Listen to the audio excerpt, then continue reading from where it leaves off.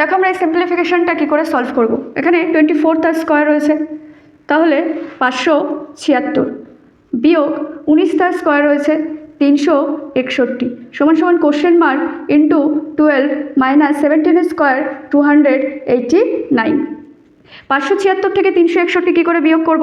500 থেকে 300 চলে গেলে 200, 76 থেকে 61 চলে গেল, তো 76 থেকে 61 চলে গেলে 15, আর এখানে মাইনাস রয়েছে, এই সাইডে যদি আমি এটাকে নিই তাহলে এটা হয়ে গেল প্লাস, অর্থাৎ 215 যোগ 289 সমান সমান কোশ্চেন মার্ক ইন্টু 12।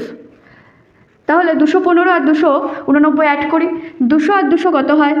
এখানে ম্যাথের ক্ষেত্রে আমাদের মাইন্ড ক্যালকুলেশনটা যার যত ফার্স্ট হবে তার এই টাইপের স্পিড ম্যাথ খুব তাড়াতাড়ি সলভ হয়ে যাবে।